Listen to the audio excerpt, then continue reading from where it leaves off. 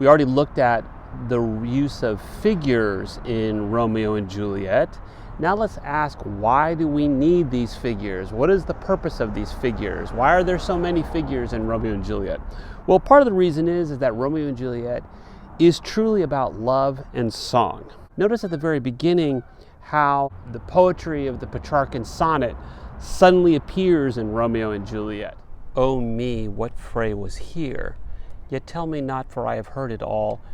Here's much to do with hate, but more with love. Why then, O brawling love, O loving hate, O anything of nothing first created, O heavy lightness, serious vanity, misshapen chaos of well-seeming forms, feather of lead, bright smoke, cold fire, sick health, still waking sleep that is not what it is. This love feel I that feel no love in this. Dost thou not laugh? No, 'cause I rather weep. Good heart at what? At thy great heart's oppression. Benvolio's mockery of Romeo's discourse puts a check on that idea of love poetry, but so does Mercutio. Mercutio responds to Romeo's Petrarchan verse with a denunciation of Petrarch. And remember, Petrarch is the father of the sonnet. Without his roe, like a dried herring, because roe also means a dried fish. O flesh, flesh, how art thou fishified? Now is he for the numbers that Petrarch flowed in. Laura to his lady was a kitchen wench. Mary, she had a better love to berhyme her. Dido a dowdy, Cleopatra a gypsy, Helena and Hero, Hildings and harlots, Thisbe a grey eye or so, but not to the purpose, Senor. Romeo, bonjour. There's a French salutation to your French slop. You give us the counterfeit fairly last night. His Petrarchian roe or deer, which also looks pale and dry because he's suffering from lovesickness, has overcome him. And so there's a mockery of these imagery. Mercutio also deflates the numbers or meter of Petrarchian poetry and its spiritualized love. The medieval exempla or illustrations of great lovers, the whole ethos of medieval love poetry. Hey, what's up? Hello. That's a neighborhood kid. Anyway, the whole ethos of love poetry is being undone by Mercutio. And there's even a funny demeaning of Laura, and Laura was Petrarch's beloved lady. Now, Mercutio doesn't know that Juliet's the new love. Remember, his previous enthusiasm for Rosalind revealed an inauthenticity in his love poetry. Even Father Lawrence mocks his notions of love coming from love poetry. Oh, she knew well thy love did read by rote that she could not spell. He's accusing Romeo of making poor poetry, copied from the head and not from the heart. And this idea of poetry written or inspired by the heart, or written by the heart or in the heart, is a new notion of poetry invented in the Renaissance. And you see this, for example, in Sydney. The authenticity of a poet's sincerity or sinceritas is related to that heartfelt notion of writing. Now, Romeo then is both a figure for the problem of poetry and its fascination, as well as its truthfulness and its execution. Unlike Mercutio, who represents a kind of social prose that casts dispersions on the enthusiasm of poetry. And remember, Romeo and Juliet is technically a prosometrum. That means it mixes verse and prose. Not only do you see prose here, but you also see verse and its iambic pentameter, but notice that there are no rhymes. Face, while, I. This is blank verse, and blank verse is iambic pentameter without rhymes. Shakespeare's raising questions about the place of lyric poetry in a social world. Now, the play itself includes all kinds of poetry. Not only do you have the blank verse, there's also sonnets and sonnet fragments. When they first meet, It is done as a sonnet, and you can tell because there's a rhyme scheme. The play also opens with a sonnet, as does the second act. There's also popular poems that are inserted into the play. These are like found songs, like a rap song or a country song or a pop song showing up inside the play. In Romeo and Juliet, a play about love and poetry, we see songs undermining, right?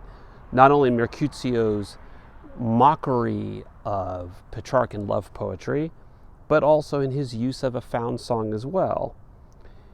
And in this usage, his inventio, his finding, his invention that we talked about when we spoke about Henry V's opening prologue, the whole notion of brainstorming to find a perfect poetic composition turns into a dirty joke song. What hast thou found? An old hare hoard, and an old hare whore is very good meat in Lent, but a hare that is whore is too much for a score when it whores ere it be spent. Mercutio's invention or finding results in the singing of a well-known dirty little song about a whore, a hare, which is a rabbit, and a whore, an old man with bristles and stuff. Also disease. So like you. Yes, I should be shaving myself. And then also disease, as I said, which I hope I don't have any. Then he sings the chorus or refrain to another song, ironically entitled The Constancy of Susanna. Shakespeare even plays with the contrast between narrative and found songs by staging as scenes. O musicians, heart's ease, oh, and you will have me love. Play heart's ease. Why heart's ease? O musicians, because my heart itself plays. My heart is full. Oh, play me some merry dump to comfort me. Heart's ease is a song about a young female musician who is imploring her lute, her like guitar, to complain, that's the old word, to him, her lover, to come and visit. And then her gallant visits, they sleep together, it's perfect, it's delightful, everyone's happy, she's received her heart's ease, and then the sun rises, and when the sun rises, it discovers them together in bed, and then he gets up and she asks him, and wilt thou then be gone? And he leaves. Now, Juliet sings this same dawn song, or we call a dawn song an alba, when she realizes that the sun has discovered Romeo and Juliet. Will that be gone? It is not yet near day. The insertion of a popular ballad into her own song, her own alba about the dawn discovering them, adds a sort of lyric authority to her song made up of two medieval birds.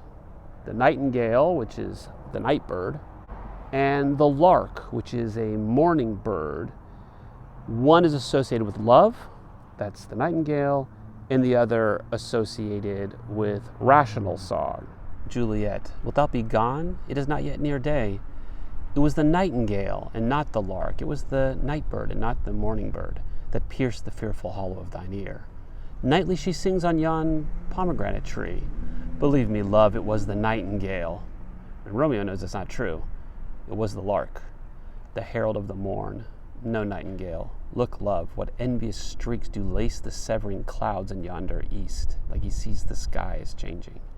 Night's candles are burnt out, and jocund day stands tiptoe on the misty mountain tops. I must be gone and live, or stay and die, because if he stays, her family will find out and kill him.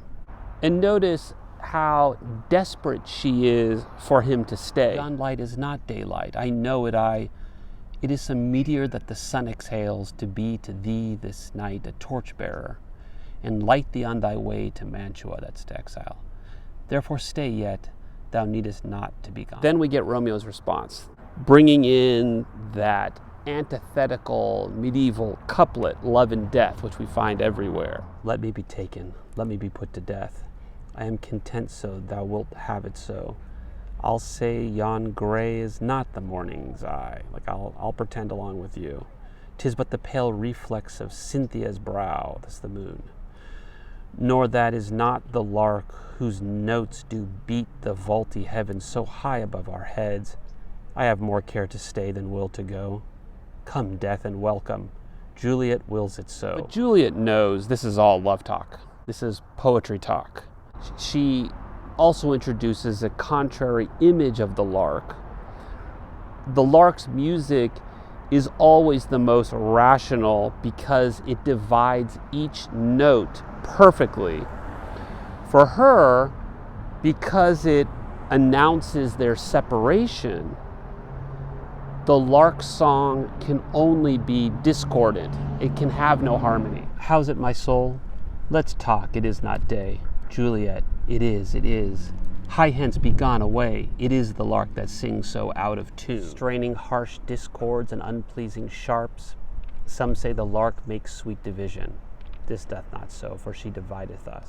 Death may be on the horizon, but Romeo reminds, and all these woes shall serve for sweet discourses in our time to come. They will be the subject or the material for future songs. And formally notice how it all ends with an allegory, an allegorical figure. Juliet, O fortune, fortune, all men call thee fickle.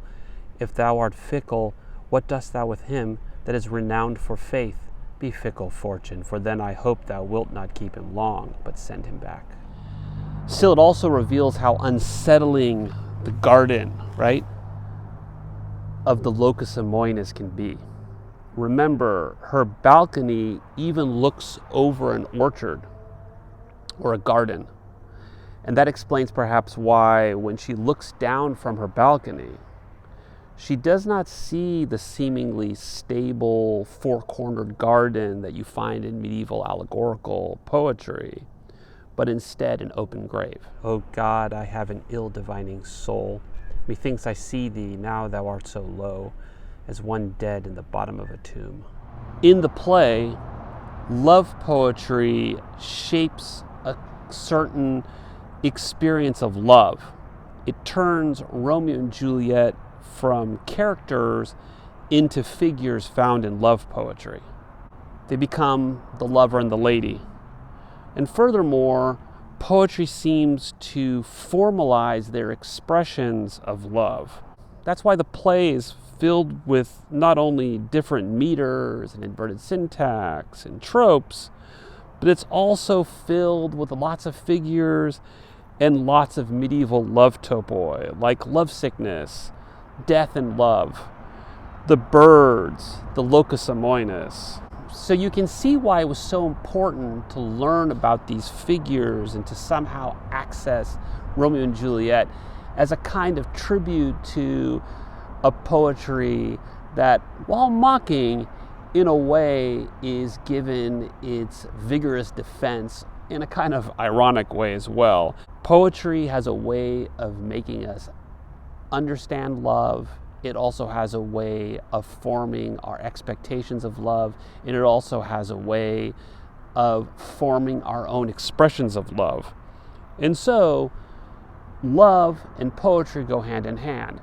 The crisis in the play is the role of prose, and how prose is always trying to socialize the characters, to make them less poetic and more orderly.